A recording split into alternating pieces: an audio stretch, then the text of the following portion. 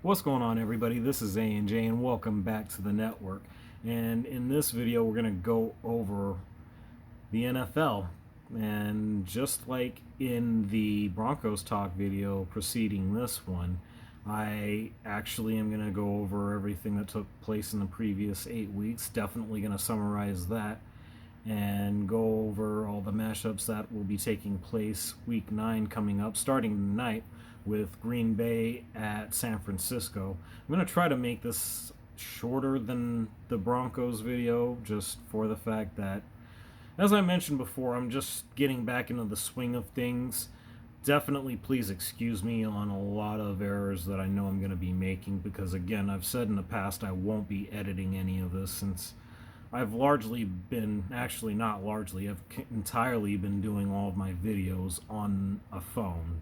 And that ultimately is going to wind up changing along the way here, hopefully in the coming days, as I have some things being worked out. But that's really neither here nor there. Just getting into the subject. Everything from weeks 1 to 8. I mean, how do you not talk about the Pittsburgh Steelers? I mean, to say that they've been anything other than amazing just doesn't do it a justice. And really, if we're being honest, I think that it's probably an understatement, considering, I mean, they started off week 1 by holding Saquon Barkley to less than 20 yards and on at least 15 carries. That was just something that I didn't think anybody was ever capable of doing.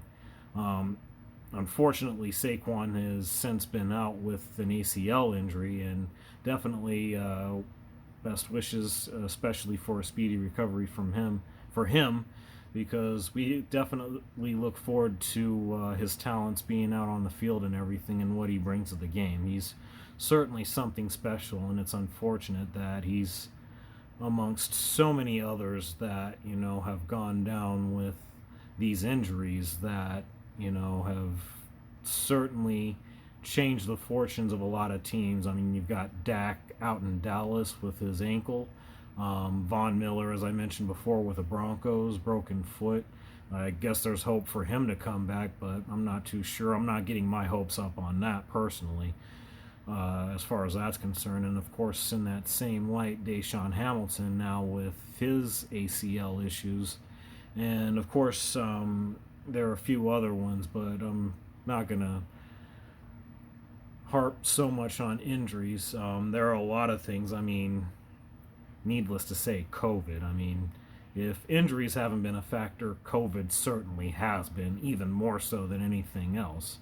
I mean, it's led to a lot of shuffling of games and a lot of changes that have taken place that obviously wouldn't be an issue whatsoever under normal circumstances. But that's not what we're faced with. I mean, 2020, right? But anyway, again, Steelers just impressive, sitting at 7-0 going into week 9, and they're not showing any signs of slowing down. I felt like the best chance of that, at least in the immediate future, was going to be against Baltimore. But of course, with Baltimore, who's also the contender in that division, you've also got the Browns, who are doing pretty well at 5-3, considering that, well, they're the Browns. But not that I mean that to pick on them or anything. I guess I kind of am. But anyway, the point being that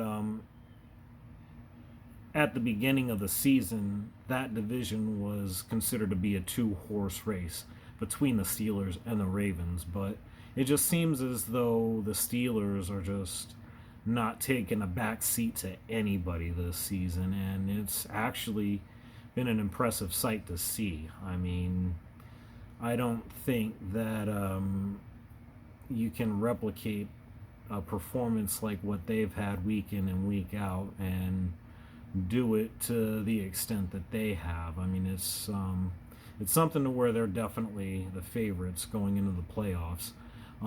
That said, this most recent contest they had with the Ravens, you had Lamar Jackson, who started the year off well enough, but ever since going against Kansas City, he hasn't quite been the same. And the stigma to him was the issue about when, sorry, I got distracted, but when the Ravens are playing from behind, they just don't do so well. And obviously, you look directly at a Lamar Jackson, which makes a lot of sense. He's the quarterback. They get all the glory, but also shoulder all the blame at the same time. And I honestly have to say that what's unfair about that, as if nothing else was unfair, but really when it comes to this particular case, it's just the lack of weapons. Mark Andrews, who has had pretty good performances here and there, just hasn't been as consistent as you would like. He's certainly nobody's Travis Kelce, I'll say that much. The only other real weapon of note that they have would be Marquise Brown. They don't have anything else besides that. And you would like to think that them bringing in Des Bryant would help, but of course, those are under specific conditions, and there's no timetable as far as when we're going to see him. So, I don't know. I mean, is that a wash? Does it even really matter?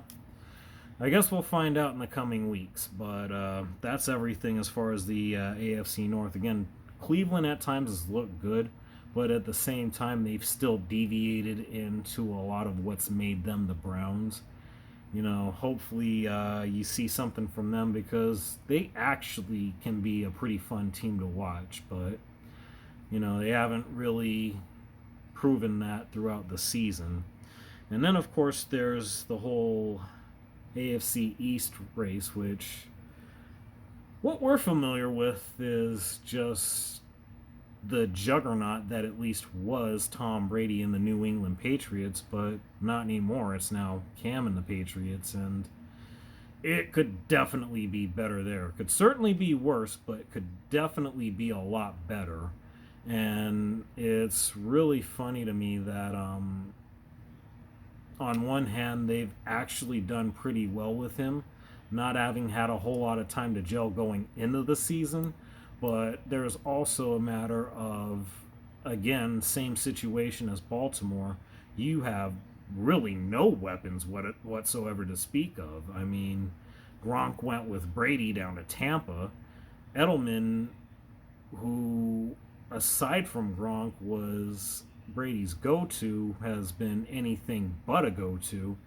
And then the running game, which was certainly one of the more, if not the more effective part of the New England offense, not named Tom Brady, you know, just really hasn't come together. You could argue that the absence of James White, who hasn't played at all this season, at least last time I checked he hasn't, I'm pretty sure he was one of the players that opted out, but, you know, I would like to think that his absence has certainly made a difference.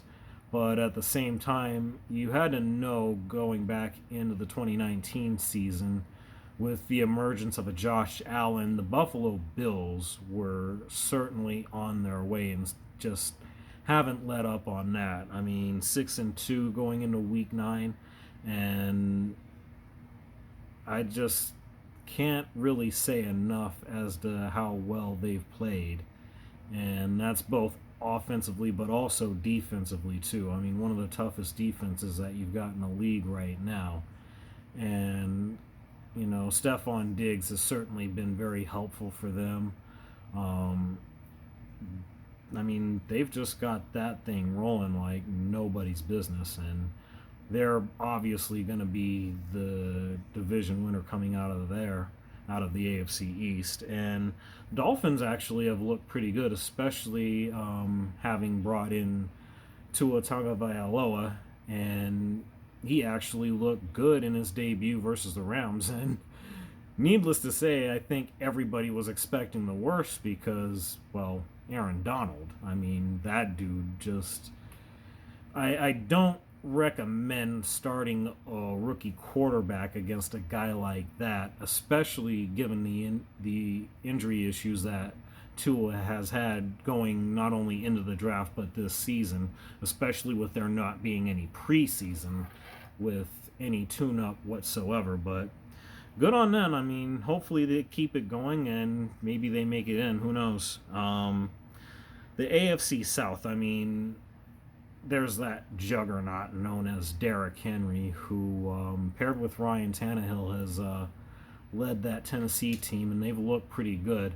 They definitely could be better on the defensive side of the ball, but, I mean, other than that, and then, of course, there was that recent mishap out in Cincinnati, which was a little surprising, but that just goes to show, don't sleep on a Joe Burrow.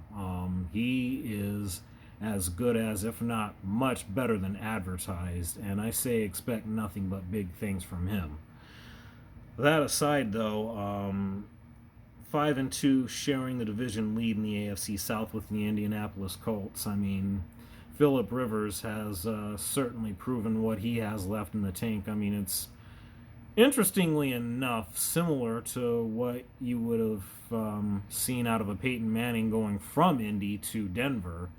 And, hopefully he's able to find some level of success. I mean, you'd root for him if he were able to lead the Colts into the Super Bowl, because who knows how many chances he's going to have at that with the limited window that he has at this point. But, definitely good on the Colts. They've been very good. I haven't really got to see them, but the bits and pieces I have seen have actually been pretty impressive, especially in outing against the Bears. But at the same time, it's not really saying much, because he was going up against Nick Foles, who was just getting his first start with the Bears, having taken place of Mitch Trubisky, and two, that offensive line, well, yeah, we'll just leave it at that. But anyway, that leaves us with the AFC West, and I've said everything I needed to as far as the Broncos go in the Broncos video, so definitely go and check that out. But really, what all do you have to say? Chiefs, Chiefs, Chiefs, more Chiefs. I mean, the Raiders have actually looked good. They're really the only team to get a win against the Chiefs, and that was at Arrowhead, no less. So you'd like to think that there's some ray of light in terms of hope where the Raiders are concerned. I mean, Derek Carr has had one of his better seasons this year, but at the same time, they've had their hiccups, particularly at home against the Buccaneers. And I don't know, it's just the mixed bag, much like what you get with, again, 2020. So we'll see where that goes. But moving right along to the NFC, and we'll just start with the least, that is the NFC East. I mean, right now, if I were a betting man, the Eagles are definitely limping into the playoffs with that division. And they're, in all likelihood, going to wind up hosting a team that has a better record and might even get the brakes beaten off of them, because much like Chicago, offensive line really isn't anything to write home about, especially with the injuries that they've had there. But, again, it's the NFC East. I think things would be a little bit different if not for the Dak Prescott injury. But at the same time, again, bad offensive line play. And the defense at times has shown some promise, but they've got a lot of young guys that they've got in there. And as a result, it just hasn't been good. And having transitioned from Jason Garrett to Mike McCarthy, I can't imagine that that's gone well. Again, no preseason, so, you've had training camp, but that's only going to do so much. Without that live action to get the lather going, I just don't know. But anyway, moving right along. NFC North, I would say that expect the Packers to win that one. The Bears, again, have looked good at times, but I just don't see it going any other way. The Packers have had their issues, but it's Aaron Rodgers, and they've actually done better considering all the criticism that they went and drafted Jordan Love to be Aaron Rodgers' backup. But you've got guys like Lazard, along with Valdez Scandling. I'm probably butchering that name. And then there are a couple of other ones that I want to mention, but I don't have off the top of my head. And again, I'm trying to make this as short as possible. I'm actually starting to fail at that, but nonetheless, Packers are coming out of that division. They've looked good, but Bears may make it interesting. Now, the NFC South, everybody expected it to be about the Saints and the Bucks, especially with the arrival of Tom Brady, and in addition to that, Rob Gronkowski. Along the way, they've also added Leonard Fournette, who's been very helpful to their run game.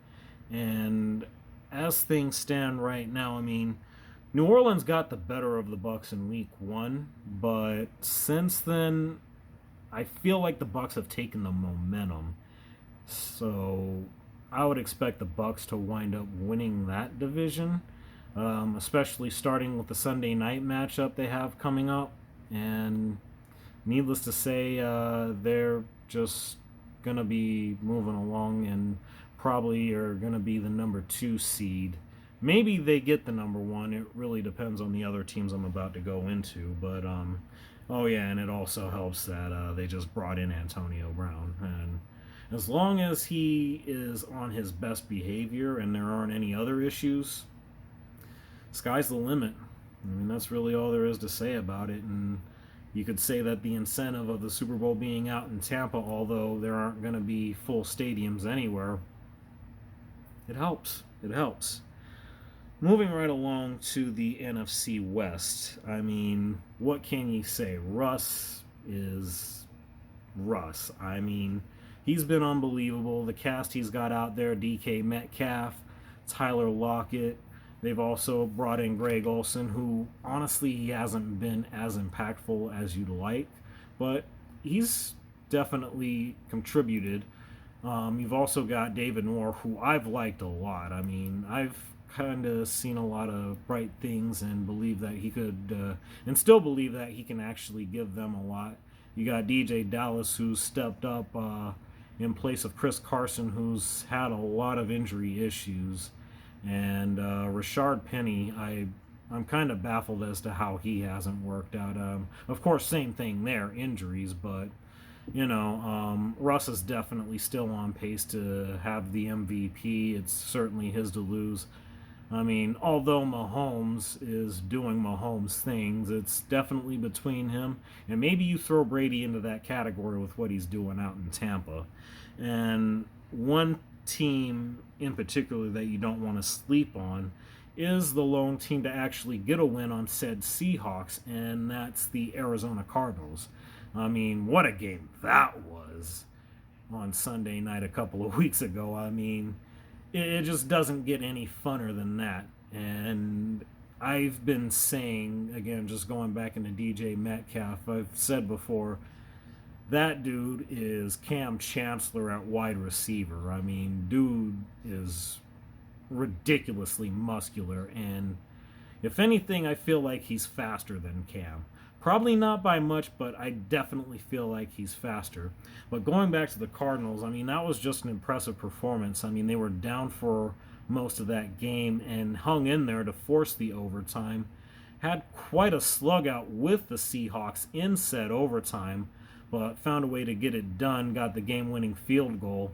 And you got to look out for them, because if Seattle takes another loss and the Cardinals wind up winning out, then they're going to be the ones to take the division. And that's not something that you want if you're a Seahawks fan. But I expect that to be different because they have a Thursday night matchup in Week 11. So I would say expect the Seahawks to come out strong and get the victory on that one. But all in all, just summarizing, that's pretty much everything that you would have to note where the NFL is concerned. Some surprises here and there, especially, again, going back to what Arizona's been able to do. Definitely a lot of good things that you have to see with their future. Bringing in DeAndre Hopkins has really paid dividends, amongst other things. Buda Baker continues to get better. Seeing as how Isaiah Simmons was a hero in that Sunday night game, hopefully you get to see more from him and they figure out how to utilize him a little bit better. And Chase Edmonds has been pretty good. Hopefully, Kenyon Drake will actually contribute the way that he's capable of contributing, being on a contract year. And again, I think that you got to look forward to what you see out of the Bucs right now. I think they're the leader in the clubhouse as far as the NFC is concerned.